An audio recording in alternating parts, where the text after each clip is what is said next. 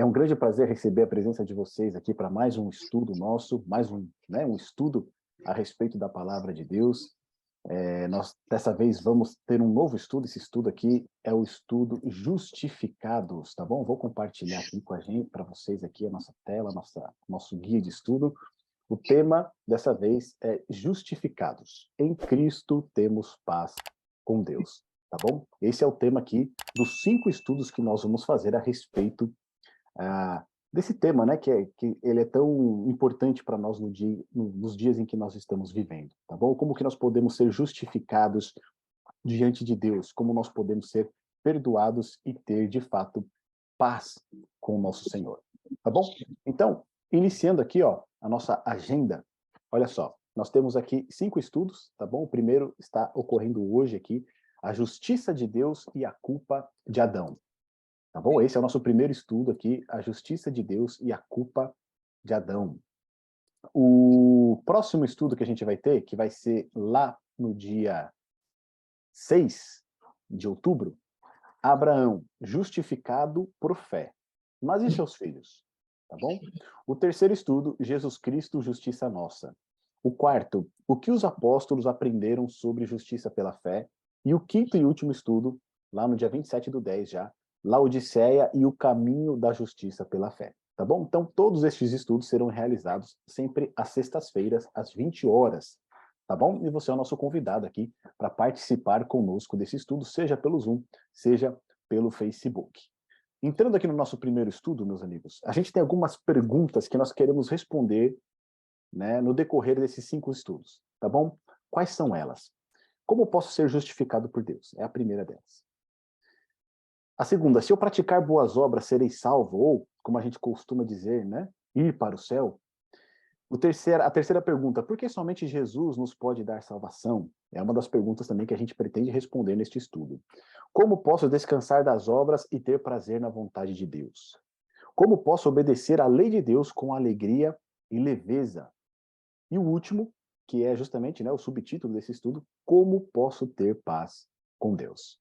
Tá bom, meus amigos? Então, aqui são as 5 perguntas, aqui, 6 perguntas, né, que a gente pretende responder no decorrer desse estudo. Hoje a gente vai responder algumas delas, e no decorrer desses 5 estudos nós pretendemos responder todas elas. E eu acredito que essas perguntas elas são importantes para nós, tá bom? Para nosso relacionamento com Deus, um relacionamento saudável. E para iniciarmos esse primeiro estudo, qual que é o significado de justificado? O que significa, né, você ser justificado? Aqui nós temos a definição do dicionário, ele vai trazer para a gente que, em primeiro lugar, num sentido legal, justificado é aquele que foi provado judicialmente.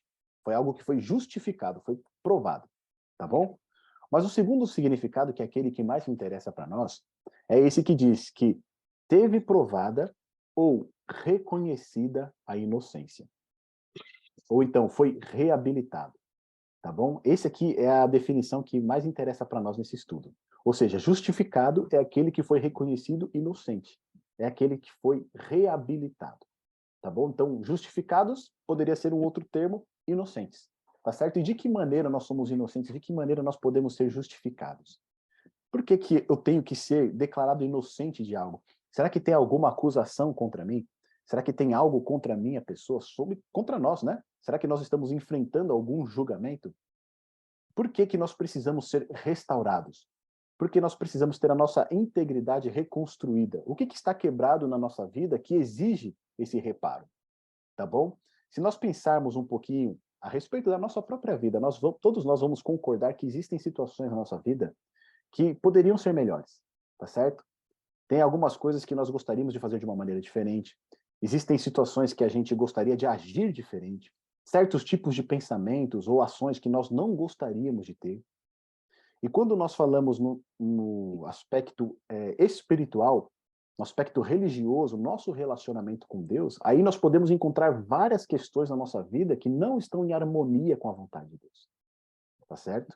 E que a gente, pela nossa própria consciência, né, com o Espírito Santo falando conosco, sabemos que nós precisamos dar um sentido, né, correto para a nossa vida, agir de uma maneira correta. Tá bom? Então, em um sentido mais amplo, todos nós temos algo do qual precisamos ser reparados. E num sentido bíblico, todos nós precisamos ser justificados. Tá bom? E aí, que a Bíblia fala a respeito dessa nossa condição? Por que nós precisamos ser justificados? O Salmo 51, verso 5, vai dizer o seguinte: eu nasci na iniquidade, e em pecado me concebeu minha mãe. Então, Davi, falando aqui a respeito, né, de si próprio, ele vai dizer que ele nasceu na iniquidade, e a palavra iniquidade significa culpado ou condenado, tá certo? Ou seja, ele já nasce o quê? Com uma condenação. Ele já nasce ali com uma culpa.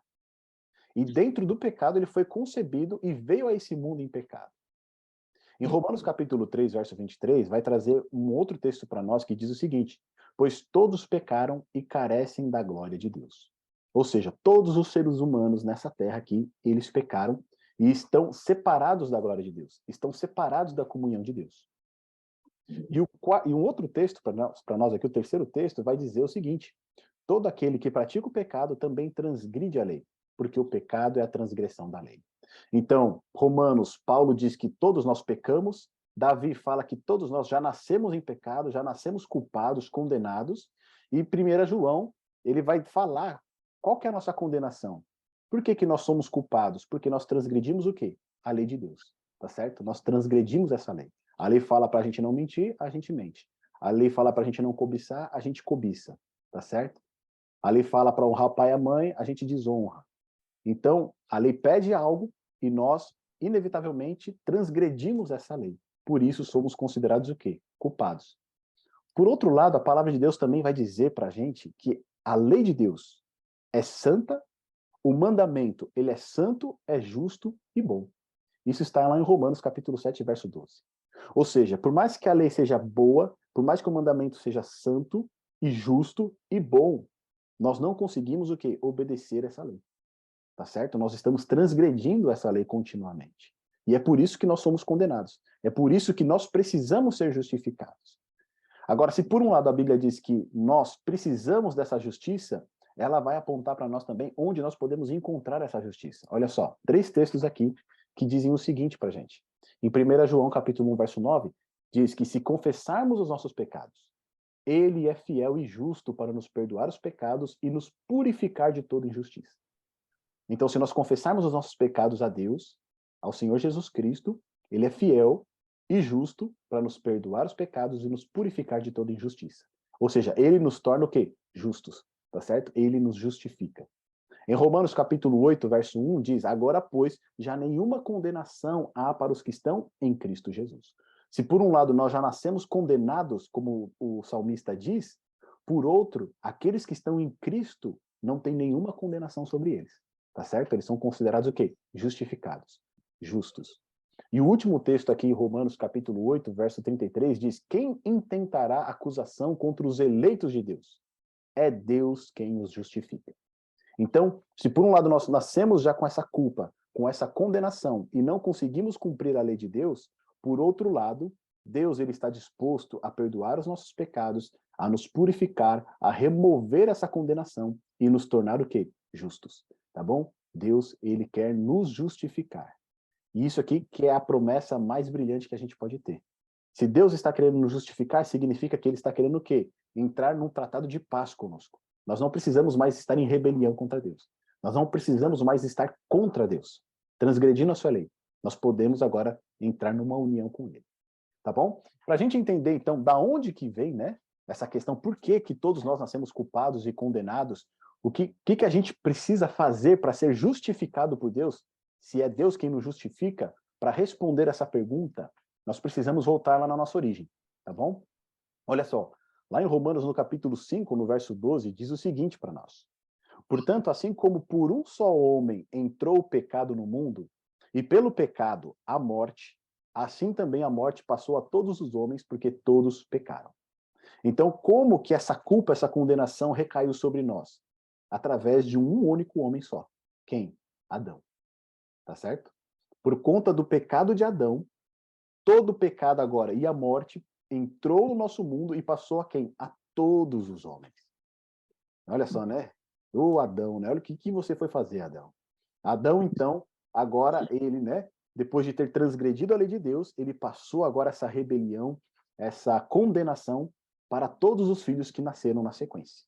Então é daí que nós temos a origem, porque nós não conseguimos, né, obedecer à lei de Deus como se deve, porque nós estamos debaixo de uma condenação porque nós somos considerados culpados, tá bom? E não tem nada que a gente possa fazer para evitar isso.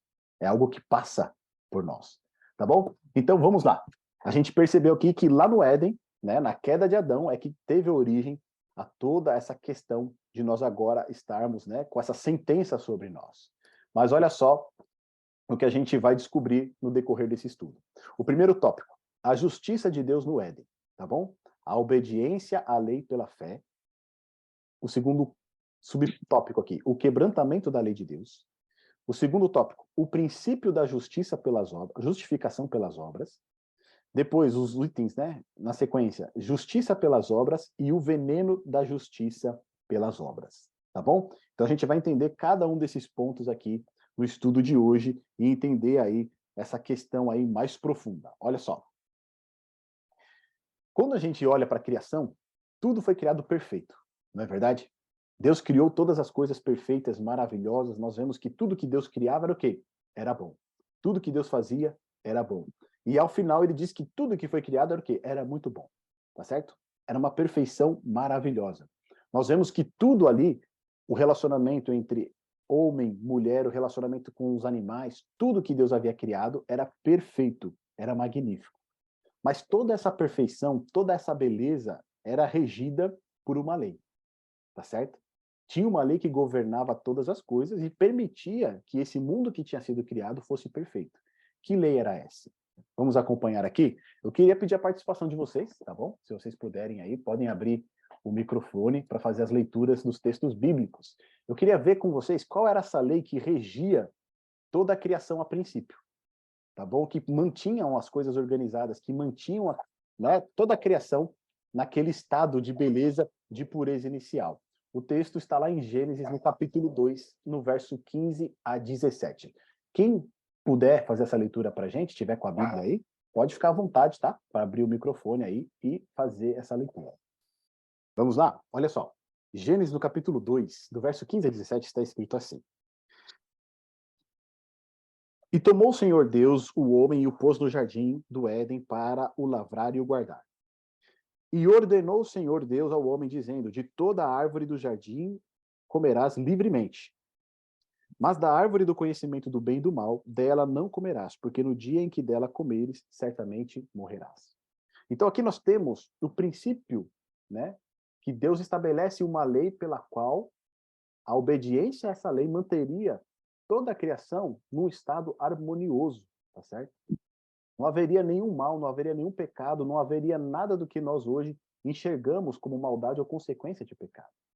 Mas para que pudesse ser mantido nesse estado, haveria o quê? Uma obediência à lei, tá certo? Existia uma lei ali que deveria ser obedecida. Que lei era essa? Essa que a gente acabou de ler.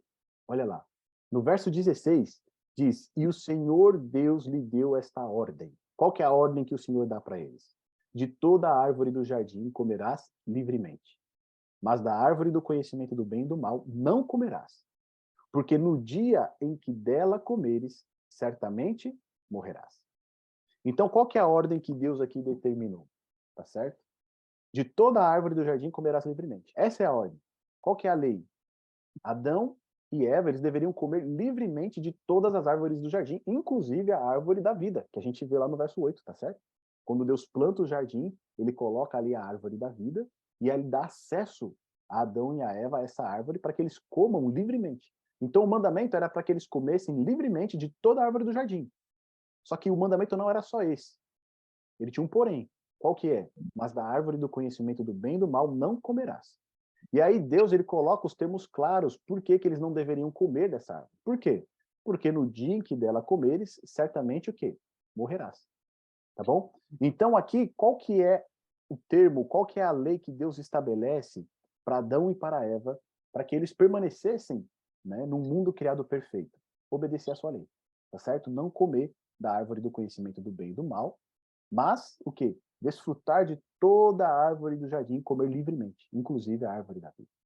Agora, olha que coisa interessante aqui pra gente. Adão e Eva, eles não conheciam a morte.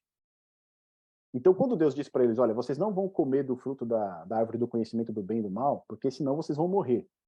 Tá certo? Só que eles não sabiam o que era a morte. Eles não conheciam a morte. E aí, como que você vai falar para alguém o que é morte sem ela nunca ter experimentado isso? Lógico que Deus poderia explicar para eles, o que que é morte? Olha, morte é você vai deixar de existir, você vai deixar de viver, tá certo? Vai ser como um sono no qual ali você não vai ter consciência de nada. Deus poderia explicar, mas eles nunca tinham visto a morte, porque tudo era perfeito. Toda a criação era perfeita. Então, imagina, né, Adão e Eva, o que que é morte? Né? Eles não sabiam o que é morte. Então, a obediência que eles deveriam prestar a essa lei de Deus, que era não comer do fruto da árvore do conhecimento do bem e do mal, essa obediência, ela só poderia ser por uma razão, sabe qual? Pela fé. Eles não conheciam a morte. Portanto, eles tinham que acreditar que aquilo que Deus disse para eles, que se eles comessem dessa árvore, eles iriam morrer, eles teriam que acreditar nessa palavra e crer nessa palavra. Pela fé, eles deveriam crer que a palavra de Deus é verdadeira. Se Deus disse que eles vão morrer, e se morrer é deixar de existir, então precisamos crer nessa palavra. Era essa obediência que eles tinham à lei de Deus, unicamente pela fé, porque eles não conheciam a morte, eles não sabiam o que era a morte, tá certo? Então a única obediência que eles poderiam prestar é pela fé. E quando nós avançamos aqui no nosso texto, nós vamos ver que é justamente essa questão de obedecer pela fé que Satanás ele vai atingir Adão e Eva, ele vai explorar, né, Adão e Eva nessa questão. Olha só, quando a gente avança no texto de Gênesis, no capítulo 3, agora do verso 1 até o verso 6, olha o que está escrito lá para a gente. Mas a serpente, mais sagaz que todos os animais selváticos que o Senhor Deus tinha feito, disse à mulher: É assim que Deus disse? Não comereis de toda a árvore do jardim? Primeira coisa que ela está fazendo aqui, a serpente, tá certo? Ela está o quê? Colocando uma dúvida na mente de Eva. Olha o que ela diz: É assim que Deus disse? Não comereis de toda a árvore do jardim? Quando a gente olha para o mandamento, ele é contrário, né? Deus diz que eles podem comer livremente de toda a árvore do jardim. Só que a serpente diz o quê? Não comereis de toda a árvore do jardim? Coloca dúvida ali na mente de Eva. Em um certo sentido, ela está contradizendo a palavra de Deus. Deus disse que eles poderiam comer livremente, a serpente diz o quê? Vocês não podem comer de toda a árvore do jardim? Então está colocando a dúvida, está semeando dúvida no quê? Na palavra de Deus. Tá certo? Deus disse algo, mas aqui ela está levantando uma suspeita sobre a palavra de Deus. E o texto continua. Respondeu-lhe a mulher: Do fruto das árvores do jardim podemos comer, mas do fruto da árvore que está no meio do jardim, disse Deus: Dele não comereis, nem tocareis nele, para que não morrais. Um segundo ponto que chama a nossa atenção aqui é o acréscimo que Eva faz às palavras de Deus. Deus disse que eles não deveriam comer do fruto. Mas quando Eva vai dar a explicação para a serpente, ela né, acrescenta algo à palavra de Deus que não foi dito inicialmente. Ela faz um acréscimo, tá certo? Ela diz, nem tocareis nele, mas Deus não havia dito isso, tá certo? Então aqui, né, Eva, seja ali por não se lembrar do que Deus havia dito, não se lembrar, né, do que a palavra de Deus dizia a respeito desse tema, ela acaba acrescentando algo que não estava na palavra de Deus. Depois no verso 4 diz o seguinte: Então a serpente disse à mulher: É certo que não morrereis. Porque Deus sabe que no dia em que dele comerdes, se vos abrirão os olhos, e como Deus, sereis conhecedores do bem e do mal. Então, o terceiro ponto que chama a nossa atenção aqui é que depois de colocar a dúvida na cabeça da mulher, a serpente ela vai contrariar a palavra de Deus. Tá certo? Deus disse que eles iriam morrer se eles comessem, e a serpente diz o quê? É certo que não morrereis. Então ela diz o contrário da palavra de Deus. E aí no verso 6, vendo a mulher que a árvore era boa para se comer, agradável aos olhos, e árvore desejável para dar entendimento, tomou-lhe do fruto e comeu, e deu também ao marido, e ele comeu. Então aqui, o quarto ponto, né, que a gente percebe. Eva, ela deixou que os seus sentidos, que os seus sentimentos anulassem a palavra de Deus. Tá certo? Os sentimentos dela, aquilo que ela estava vendo, aquilo que ela estava sentindo, foi superior ao que a palavra de Deus havia dito. Então, esses 4 pontos que a gente percebe aqui, a gente entende que a serpente ela está fazendo o quê? Anulando a confiança de Eva na palavra de Deus. Ela está anulando a fé de Eva na palavra de Deus. E olha que coisa interessante. A fé, ou seja, a fidelidade, a confiança na palavra de Deus foi anulada. Uma vez anulada, não se pode prestar a obediência exigida. A obediência do santo casal no Éden não se dava por sua perfeição física e de caráter, mas sim por sua fé na palavra de Deus. Esse é um ponto interessante que a gente observa, porque assim, muitas vezes a gente olha, né, para Adão e Eva e a gente fala, olha, para eles obedecer a Deus era fácil, porque eles eram perfeitos, né? Eles tinham um corpo perfeito, eles tinham uma moral perfeita, ou seja, eles não tinham uma inclinação para o pecado e para a maldade como eu e você tem. Então, para eles, era até fácil obedecer à lei de Deus. Só que perceba que a obediência deles à lei de Deus não era fundamentada na sua perfeição física, nem na sua perfeição de caráter. Mas era o quê? Na fé na palavra de Deus. Era isso que mantinha eles obedientes. Porque se fosse a perfeição deles de caráter, de moral, eles não teriam pecado. Tá certo? E olha só onde a gente está hoje, né? Enfrentando aí as consequências desse pecado. Então, o único meio pelo qual esse casal poderia permanecer fiel a Deus, obediente a Deus, era pela fé na sua palavra. E o que a serpente fez foi justamente minar essa fé na palavra de Deus. Ela primeiro colocou uma dúvida sobre a palavra de Deus, levou Eva, então, a acrescentar algo na palavra de Deus que não havia. Depois ela contrariou a palavra de Deus. Deus disse que eles iam morrer, ela falou que eles não iriam morrer. E por último, os sentidos que Eva teve, né, os sentidos, os sentimentos, ela permitiu que isso o quê? Anulasse a sua fé, né? A gente pode dizer assim que ela deixou que a emoção anulasse a razão. E aí ela acabou o quê? Quebrantando a lei de Deus. Tá bom? Então, na sequência do texto, em Gênesis no capítulo 3, agora do verso 7 a 13, olha só que interessante que a gente encontra aqui. Abriram-se então os olhos de ambos, de Adão e Eva. E percebendo que estavam nus, coseram folhas de figueira e fizeram cintas para si. Quando ouviram a voz do Senhor Deus que andava no jardim pela viração do dia, esconderam-se da presença do Senhor Deus.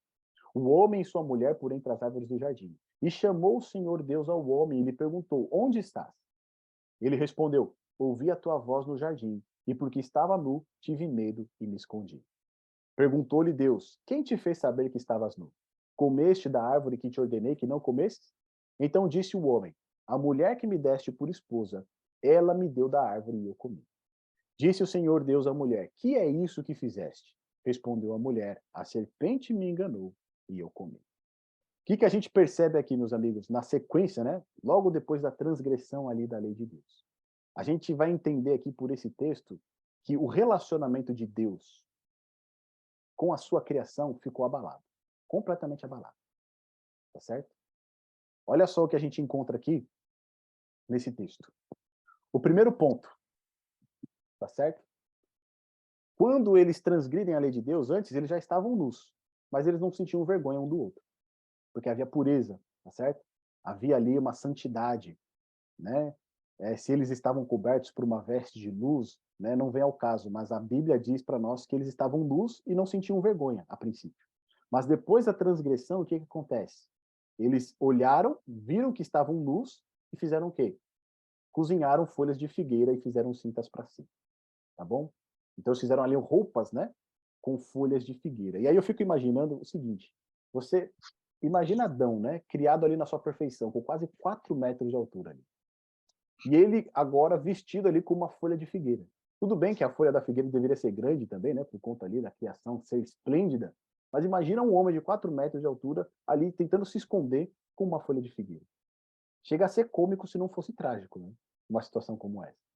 Mas o primeiro ponto que chama a atenção para a gente aqui é a justificação própria. Quando Adão e Eva eles transgridem, qual que é a primeira coisa que eles procuram fazer? Eles tentam resolver o problema do pecado por eles mesmos. De que jeito? Cozinhando ali as folhas de figueira e fazendo cintas para eles. Tá certo? Eles tentam tapar a sua nudez, que antes eles estavam nus e não tinha nenhum problema, porque eles não se envergonhavam disso, não tinha nenhuma questão, né, que fizesse com que eles ali se incomodassem com essa situação, mas agora isso virou um problema. E o que eles decidem fazer? Decidem, pelas suas próprias mãos, né, resolver esse problema. Opa, vamos cozinhar aqui umas folhas de figueira, vamos fazer umas roupas para nós, vamos fazer umas cintas para nós, para escondermos a nossa nudez. Tá certo? Então esse é o primeiro ponto que chama atenção para a gente. Justificação própria. Eles tentam resolver o problema do pecado por si mesmos. O segundo ponto que chama atenção para a gente aqui é, no verso 9, chamou o Senhor Deus ao homem e lhe perguntou: onde estás? Aqui nós temos um segundo ponto que chama atenção para nós, que é a justificação própria. Qual que é?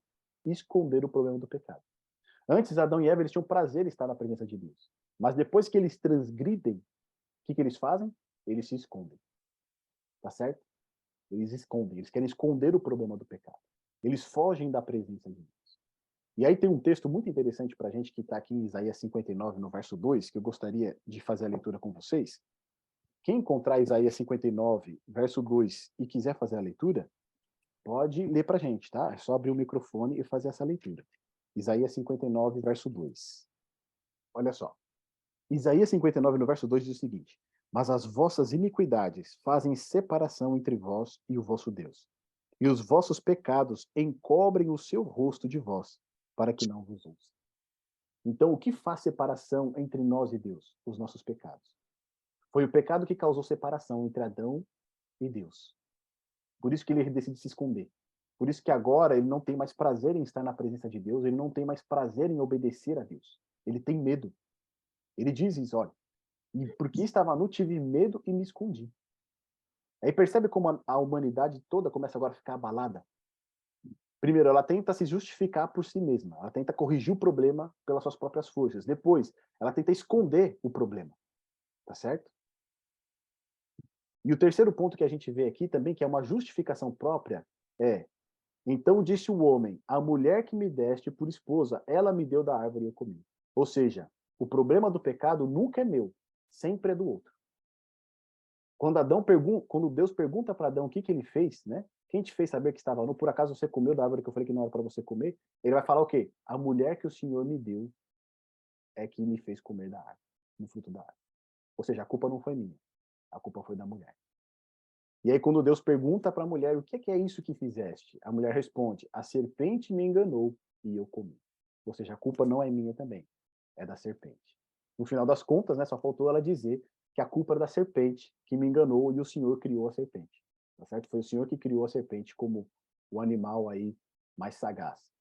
Então a gente percebe que quando o pecado ele infiltra no mundo, e ele infiltra através de Adão, porque ele era o responsável, né, por manter ali a segurança do jardim, manter ali a sua esposa longe da árvore do conhecimento do bem e do mal, a humanidade, a criação, ela fica alienada de Deus. Ela fica separada de Deus. E é por isso que todas aquelas condições que nós vimos no princípio do estudo, né? Todos pecaram, estão destituídos da glória de Deus, né? Nós estamos separados de Deus, nascemos na iniquidade já. Em pecado me concebeu a minha mãe. Então, toda essa situação em que nós nos encontramos, em que muitas vezes nós fugimos da presença de Deus, nós não queremos ser confrontados pela palavra de Deus, nós queremos arranjar desculpa pelas nossas más ações, pelos nossos maus pensamentos, pelas nossas más atitudes, nós queremos justificar elas, né? Até mesmo colocando a culpa nas outras pessoas ou colocando a culpa na situação. Tudo isso é uma herança que vem desde lá da criação. Vem desde lá do nosso primeiro pai, Adão. Quando ele peca, esse sentimento de justificação própria, ele entra na humanidade. Assim como o pecado passa pela humanidade, passou de Adão até nós, né, e vai continuar passando até que esse mundo chegue ao fim, esse sentimento de justificação própria, ele também está conosco. Não é à toa, né, que hoje nós repetimos as mesmas coisas. Nós queremos resolver os problemas por nós mesmos, nós queremos nos esconder quando algo dá errado, né, e quando nos descobrem, a culpa não é nossa, a culpa é do outro, tá certo? A culpa sempre vai ser do outro. Então, diante dessa situação, o que significa justiça própria? O que significa justificação pelas obras? Justificação pelas obras é tentar alcançar por si mesmo a promessa que somente Deus e a sua palavra podem realizar mediante a fé. Tudo isso aqui que Adão e Eva estavam tentando fazer era alcançar por eles mesmos aquilo que Deus havia prometido para eles, aquilo que Deus, através da sua palavra, havia garantido para eles. Tá certo?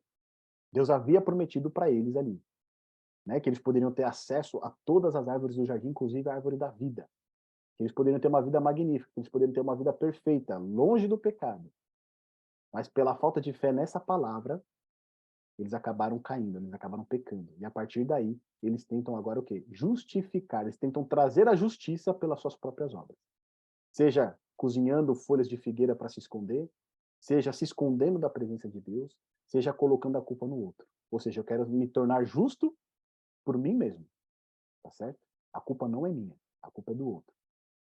né? Se eu esconder a minha culpa, eu não sou culpado. Ou se eu tentar resolver o problema da minha culpa, está tudo certo.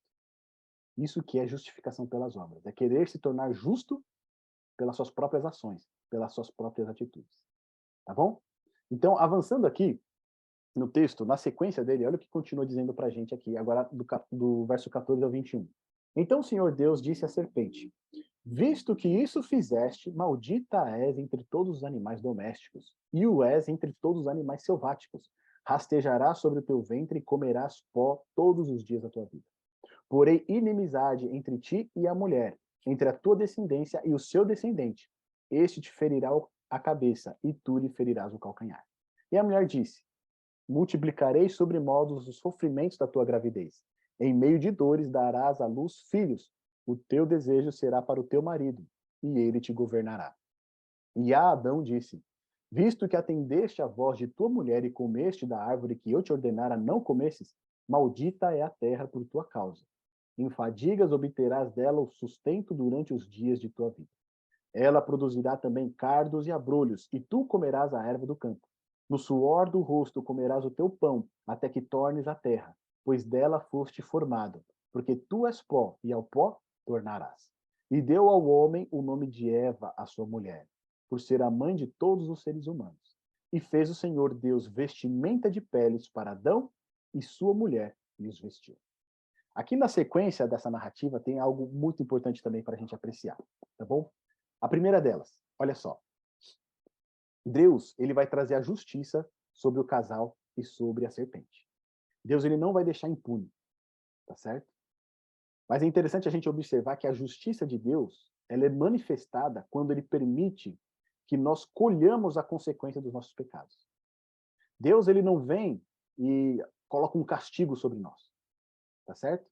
Ele fala assim: agora você fez isso de errado, agora eu vou colocar um castigo sobre você. Você vai ser castigado por isso. Não. Qual que é a justiça de Deus? Ele permite que nós colhamos aquilo que nós plantamos. Tá certo? É assim que Deus manifesta a sua justiça. E o primeiro ponto que traz destaque para a gente aqui é que a justiça de Deus ela é manifestada contra a serpente, que nós sabemos que é o diabo, o Satanás. Tá certo? O diabo, o Satanás ali, a serpente foi um canal, né? Ela foi um médium ali que Satanás utilizou para enganar ela. Então, a primeira manifestação da justiça de Deus é contra a serpente. A justiça de Deus executada contra Satanás. E aqui nós temos a palavra de Deus e uma promessa, porque no verso 15 diz o seguinte: porém inimizade entre ti, a serpente, e a mulher, entre a tua descendência, a descendência da serpente, e o seu descendente, a descendência da mulher. Este, o descendente da mulher, ferirá a tua cabeça, e tu lhe ferirás o quê? O calcanhar. Tá certo? Então, quando Deus traz a justiça sobre a serpente, ele também ali anuncia a sua palavra mais uma vez e faz uma promessa. Que promessa é essa? Que o descendente da mulher iria destruir a serpente. Tá certo? Ele iria ali ferir a cabeça da serpente e iria destruir essa serpente. Mas a serpente iria causar um ferimento ali no calcanhar do descendente da mulher. O segundo ponto, a justiça de Deus agora manifestada, né, para Eva. Olha só. Quando Deus diz, né, para a mulher: multiplicarei sobremodos os sofrimentos da tua gravidez, em meio de dores darás à luz filhos, e o teu desejo será para o teu marido, e ele te governará. Então, essa aqui é a consequência da transgressão de Eva.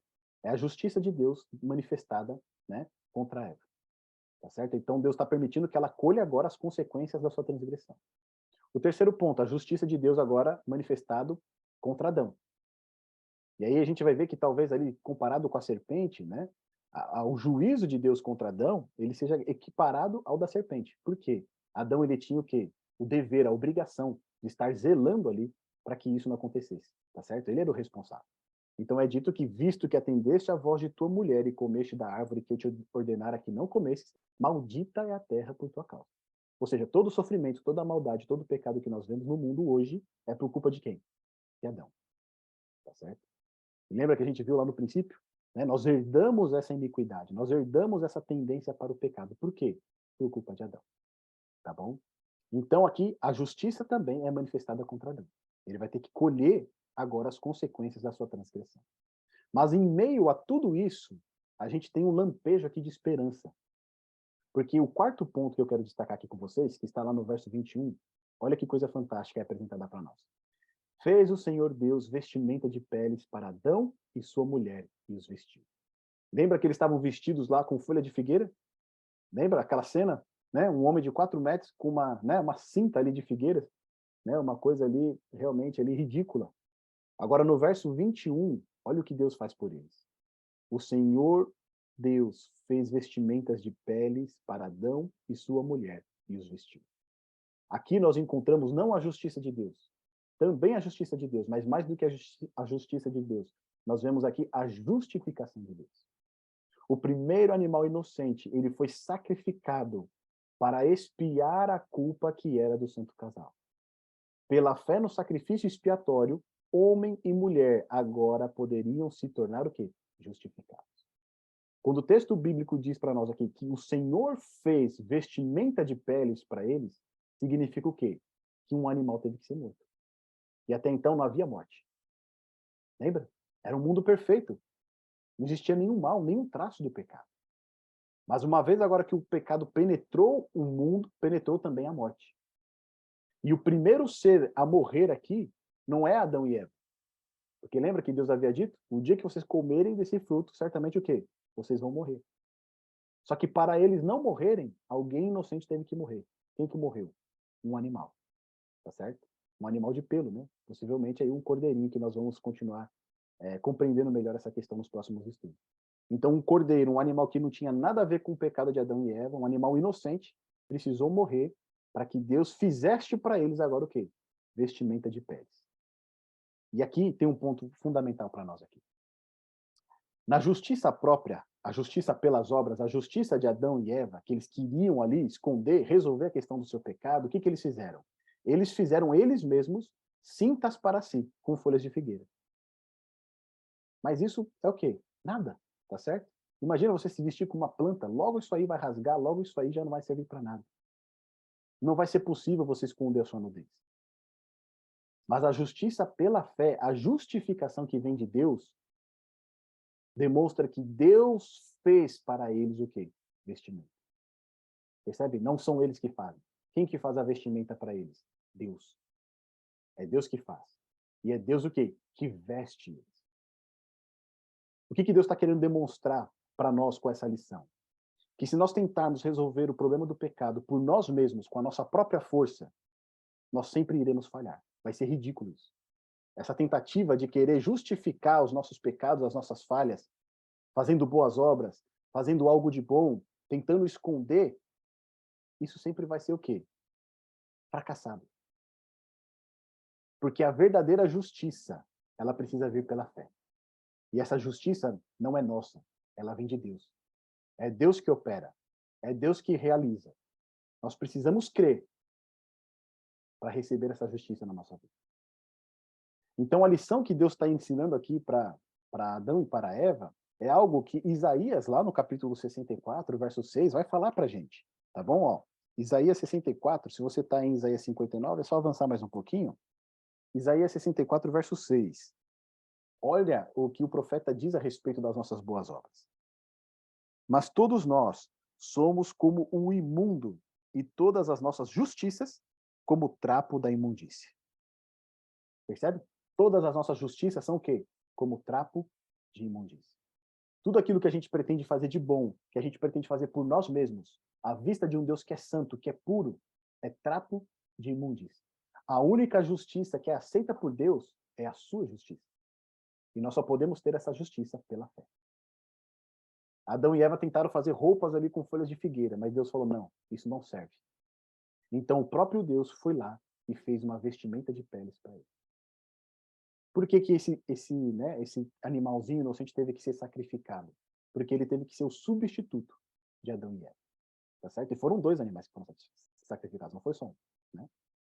Porque possivelmente um só daria a roupa para um. Então 2 animais ali precisaram ser sacrificados, 2 inocentes precisaram ser substitutos de Adão e de Eva. Então esse sacrifício foi para mostrar para eles que a única justiça aceita por Deus é a justiça pela fé. É a justiça naquilo que Deus provê e não naquilo que nós podemos fazer pelas nossas próprias mãos. Fantástico isso, né? Aqui a gente começa a perceber da onde que surge a justiça pelas obras. Percebe? Da onde que surge aquela necessidade de fazer algo bom para Deus para aplacar a sua ira, né? Para ter a sua bênção. Mas a gente tem que perceber que esse pensamento, ele não é bíblico, tá certo? Esse pensamento ele é um pensamento pagão.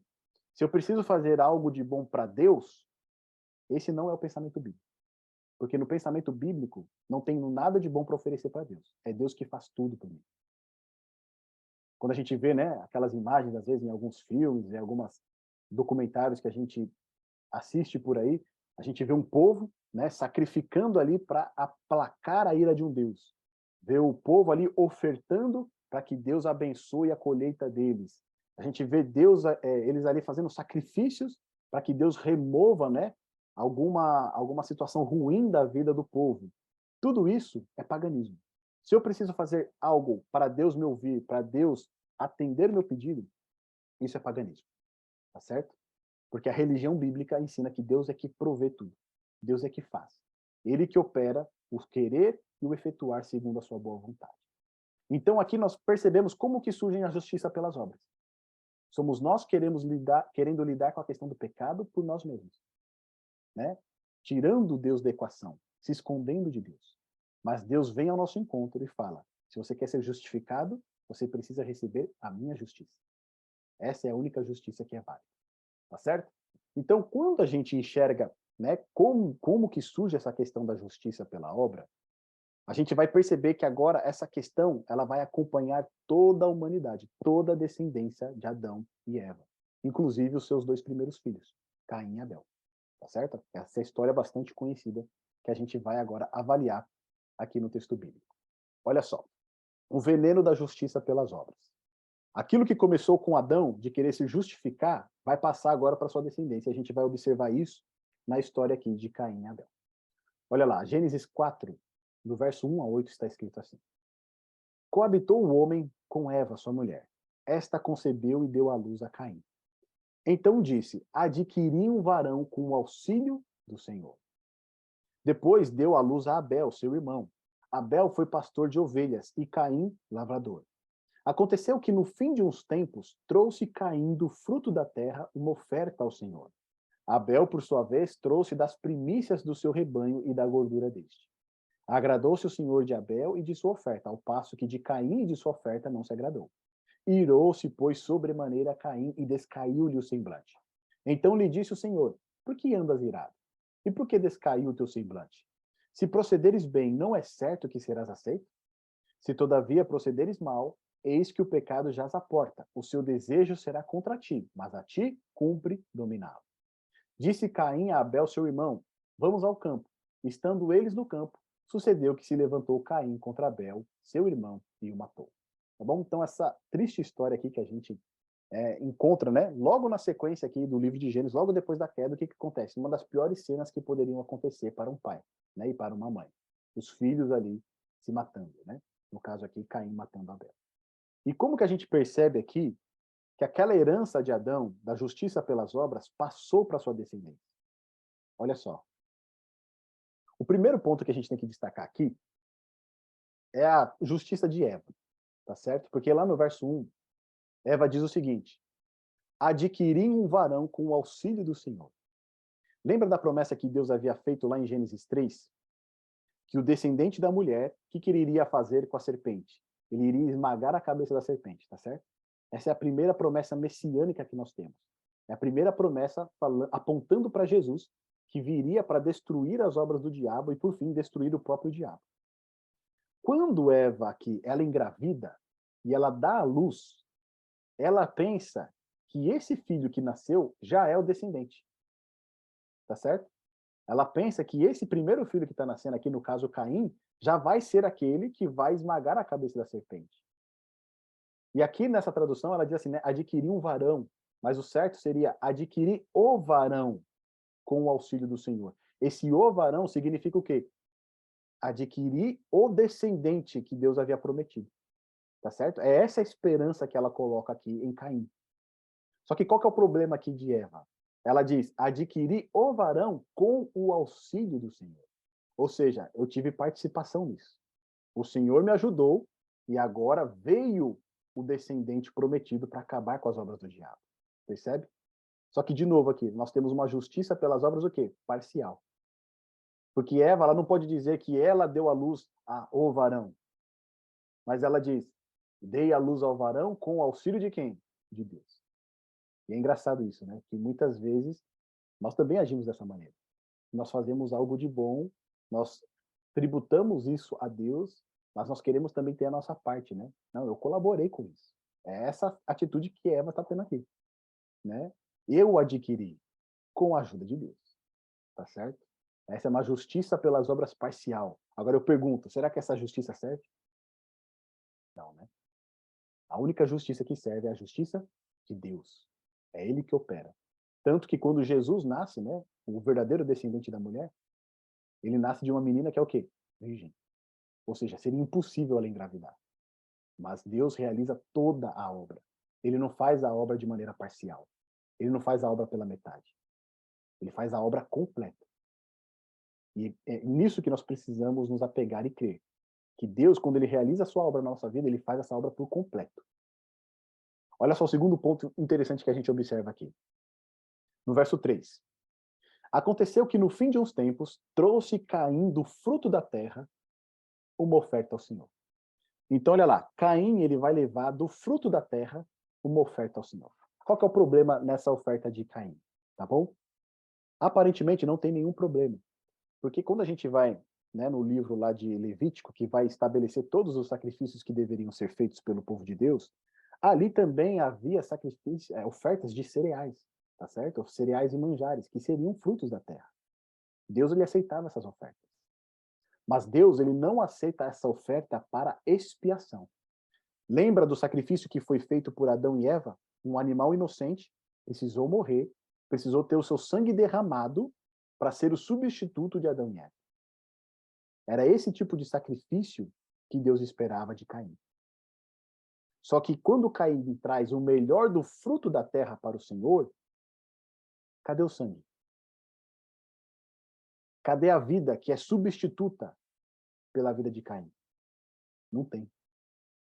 O que Caim está querendo dizer aqui quando ele traz essa oferta dos melhores frutos é: eu trago o meu melhor para Deus, mas eu não creio na sua palavra. Eu não creio no sacrifício do Cordeiro. Percebe? Ele não demonstra fé.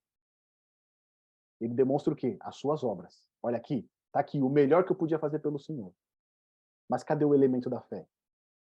Cadê o elemento da fé da palavra de Deus que aponta para o sacrifício do Cordeiro que virá, para o substituto?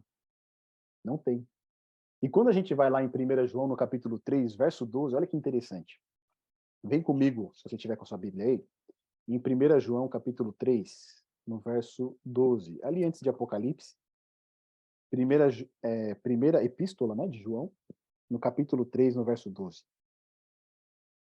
Olha o que diz pra gente a respeito de Caim, tá bom? Aqui o apóstolo João falando a respeito dele. Olha o que ele diz. Não como Caim, que era do maligno e matou a seu irmão. E por que causa o matou? Porque as suas obras eram más e as de seu irmão justas. Por que Caim então matou Abel? Por inveja? Por ciúme?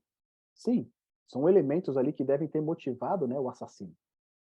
Mas a Bíblia diz que as obras de Caim eram más e as obras de Abel eram o quê? Justas.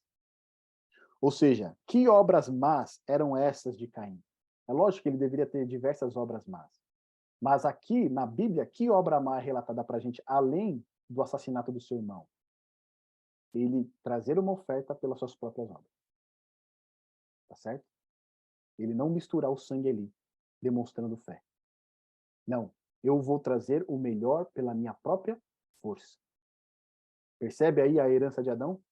No sangue de Caim? Trazer a justiça pelas obras. Mas a palavra de Deus diz que essa justiça pelas obras, elas são obras más.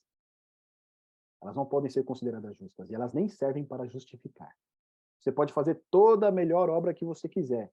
Muitas vezes a gente tem essa ideia. Se eu fizer algo de bom, eu vou para o céu. Se eu me comportar bem, eu vou para o céu. Né? Deus se torna um Papai Noel. Se você fizer tudo certinho, você vai ter uma recompensa no final. Mas se você fizer tudo isso sem fé, não vai valer nada.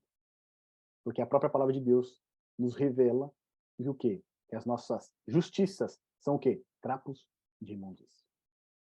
Essa oferta que Caim apresentou não passava de trapo de imundícia. E é por isso que Deus não aceita o sacrifício dele. É por isso que Deus rejeita a sua oferta.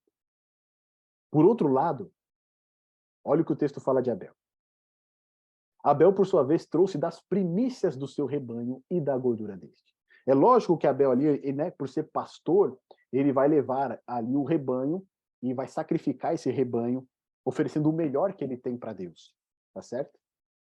Mas Abel, ele não está oferecendo o melhor para Deus simplesmente porque ele é um pastor de ovelhas e, no caso ali, né, ele pegou a melhor ovelha para ofertar a Deus. Não. Olha o que Hebreus, capítulo 11, verso 4, fala de Abel.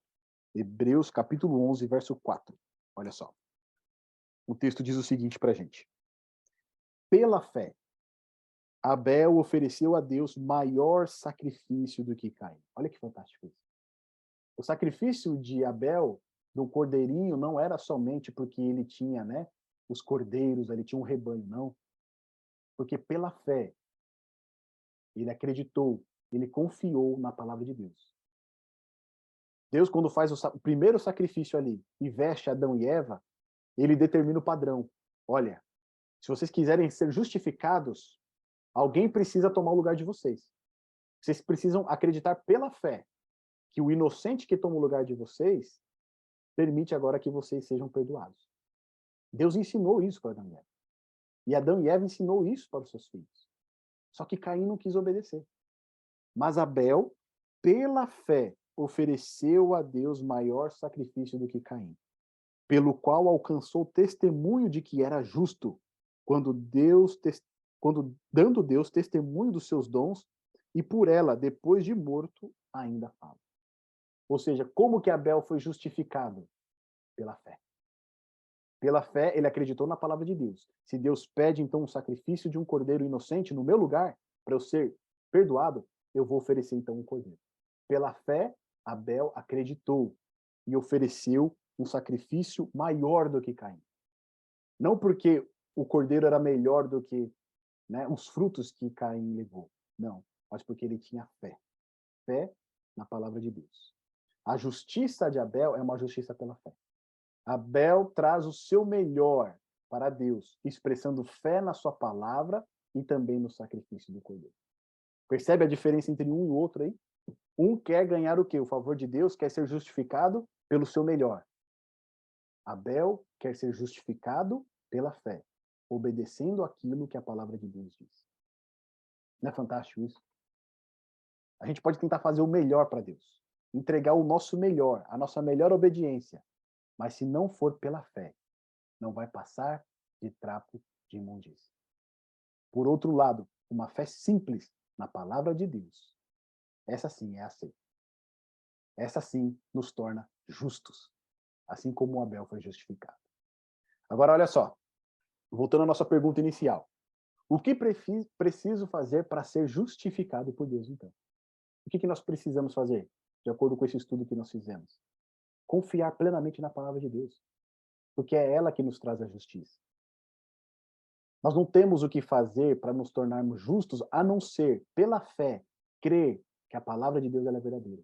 Se a palavra de Deus diz que em Cristo nós temos nossos pecados perdoados, nós podemos crer nessa palavra. E se nós cremos nessa palavra e aceitarmos Jesus como nosso Salvador, nós seremos justificados. Se a palavra de Deus diz que Ele mesmo vai escrever a sua lei no nosso coração, nós temos que crer nessa palavra. E crendo pela fé nessa palavra, a lei de Deus vai ser escrita no nosso coração. Nós iremos poder obedecer, nós iremos poder servir a Deus. Não pela nossa própria força, mas pelo poder de Deus.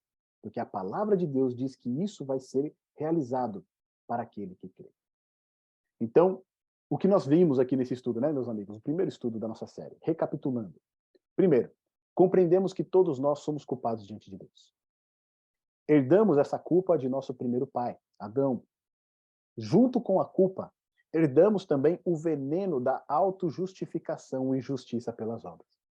Esse veneno faz com que tentemos remover a culpa dos nossos pecados e trazer a justiça através de boas obras para Deus.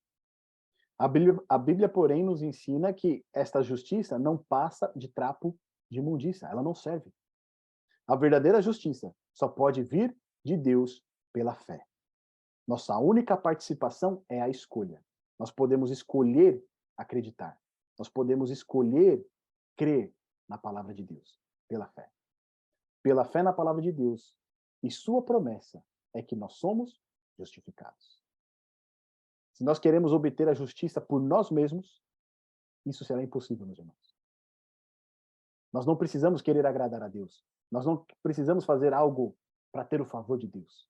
Porque Deus, ele já nos ama, ele já cuida de nós. Ele já tem oferecido a sua justiça para nós. Basta que nós escolhamos aceitar essa justiça. Jesus Cristo, ele conta uma parábola lá em Mateus, no capítulo 22, que é chamada a parábola das bodas. E nessa história ela é muito interessante porque um homem muito rico, ele decide então fazer o casamento do seu filho. E ali ele manda convidar todas as pessoas ali do vilarejo para participarem dessa cerimônia, para estarem juntos com eles aí neste momento de alegria e de celebração. Então ele chama um cidadão, o cidadão fala: olha, comprei uma terra aqui agora, me desculpe, mas eu não vou poder ir nessa celebração, tá certo? Eu preciso cuidar da minha terra. Ou seja, o trabalho foi mais importante do que estar na celebração. Os servos desse senhor vão, convidam outra pessoa. Quando chegam para ele para fazer o convite, ele diz: olha, eu acabei de casar, né? E eu preciso cuidar da minha esposa aqui, tá bom? Então, me desculpem, mas eu vou ter que recusar esse convite. Trocou o quê? A família do que estar nessa celebração. E aí as pessoas que ele chamou não vieram para essa celebração. Voltaram para o seu senhor e disseram: olha, senhor, nós convidamos as pessoas, mas cada um foi dando a sua desculpa e disseram que não poderiam estar aqui. Então o senhor disse para os seus servos: ele, olha, faz o seguinte, saiam por todas as ruas, saiam por todas as vielas e chamem todas as pessoas e força-os a entrar nessa celebração, para que a minha festa não fique vazia. Chame todo mundo, não importa quem seja, mas que essa festa esteja cheia, cheia de pessoas para se alegrar conosco. Então os servos saem de novo, chamam as pessoas, convidam e, né, quase forçam elas a entrar nesse banquete, nessa cerimônia. E depois que a casa está cheia, o senhor então ele vê, né, se alegra porque esse banquete realmente vai ser celebrado, e ele começa a passar e olhar nas mesas, vendo as pessoas que estão ali. E conforme ele vai passando, olhando pelas pessoas que estão sentadas à mesa, ele encontra um homem que não estava com as vestes nupciais. Que são essas vestes? Eram as vestes que o próprio dono da festa concedia, tá certo? Ele concedia essas vestes para cada uma das pessoas que estavam assentados ali junto da mesa. E esse homem, por algum motivo, ele não está com as vestes que o Senhor ofereceu. E aí ele pergunta para esse homem: amigo, o que você faz aqui? Por que você está com essas vestes? Por que você não está vestido com as roupas que eu concedi? E o homem não tem o que responder. Ele não tem o que responder, porque essas roupas, elas eram gratuitas, elas eram concedidas pelo dono da festa. Mas ele estava ali, assentado com outras pessoas, sem estar utilizando essa roupa. Então ele não tinha o que responder. Ele não tinha nenhuma desculpa para dar. Ele não tinha nenhuma justificação própria para dar. Então o dono da festa diz o seguinte para os seus servos: peguem esse homem, lancem ele fora, nas trevas. Ali haverá choro e ranger de dentes. O que Cristo está querendo nos ensinar com essa parábola? Se nós quisermos fazer parte do seu reino e nos assentarmos com ele na mesa do grande banquete na sua vinda, nós não podemos comparecer diante dele com as nossas próprias vestes. As nossas vestes são as nossas obras. São as obras da nossa carne. Eu acredito que esse homem da parábola, ele estava com a melhor roupa dele. A roupa mais bonita dele, a mais cara. Mas não eram as vestes do Senhor da festa. Não eram as vestes que o Senhor concedeu. E por isso, ele foi lançado fora. Num lugar de trevas, onde haveria o quê? Choro e ranger de dentes. Essa parábola contada pelo nosso Salvador expressa a minha experiência e a sua experiência. Se nós quisermos estar diante de Deus, comparecer diante de Deus, precisamos estar com as vestes de Cristo. Precisamos receber as vestes do nosso Salvador. Sabe o que significa essas vestes? A justiça de Deus. A justiça de Cristo. Ninguém vai estar diante de Deus justificado pelas próprias obras, porque foi bom, porque fez o bem, porque tentou fazer o melhor para Deus. Não. Nós só estaremos diante do nosso Senhor e Salvador se nós vestirmos as suas vestes de justiça. Porque ele sim prestou a obediência perfeita. Ele sim fez todas as boas obras. Ele sim pode nos conceder acesso a esse banquete, a essa grande festa que ocorrerá no céu. Que o meu desejo e o seu desejo seja tomar posse dessas vestes, descansar das nossas obras e permitir que o Senhor realize a sua justiça na nossa vida. Então, de fato, seremos justificados. Meus amigos, eu quero aqui indicar para vocês um livro, tá bom? Uma indicação de leitura, para você aprofundar ainda mais nesse termo justificados. O livro que eu quero recomendar aqui para vocês é O Caminho a Cristo, tá bom? Ele também pode ser encontrado com um outro nome, que é Esperança para Viver, tá bom? Mas o nome dele, né, principal é Caminho a Cristo. E aqui na descrição desse livro diz o seguinte: o amor de Deus é descrito neste livro de forma surpreendente. Seu raio de ação se estende a todas as idades, etnias e classes sociais. Seu objetivo é eliminar as barreiras que limitam o crescimento humano e conduzir as pessoas a uma extraordinária experiência de vida com Cristo. Nós precisamos receber a justiça de Cristo na nossa vida, as vestes de Cristo na nossa vida. E esse livro aqui é uma ótima leitura para você aprofundar nesse tema, tá bom? Recomendando ainda mais, eu quero fazer uma indicação de louvor para você, tá bom? O louvor aqui, no caso, o hino Fé é a Vitória. E olha que impressionante aqui um trecho desse louvor. Aquele que viver na fé, justiça alcançará.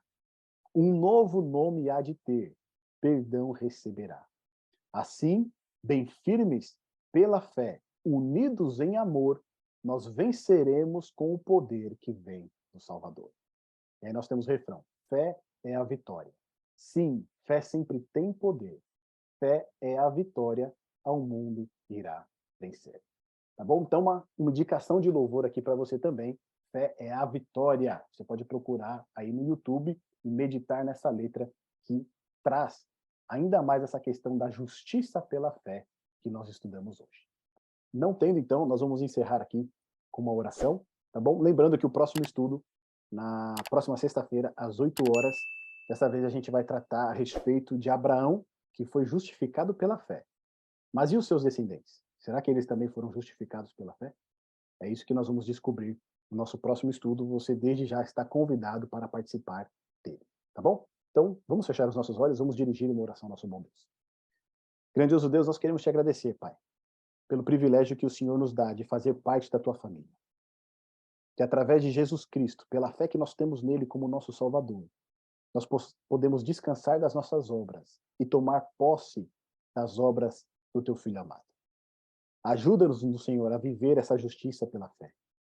Ajuda-nos a ter o coração aliviado dos fardos, dos pesos, e que nós possamos ter alegria e paz no lugar de ansiedade, no lugar de cansaço.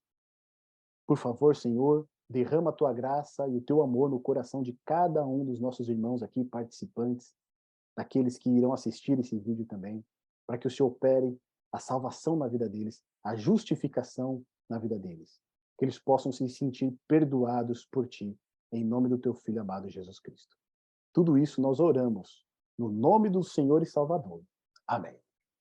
Meus amigos, foi um prazer receber vocês aqui neste estudo, tá bom? Fique aqui um convite para você participar do próximo. Lembrando que o vídeo desse estudo, caso você queira recapitular, ele vai para o YouTube no domingo, tá certo? Um grande abraço a todos, fiquem com Deus e um bom sábado.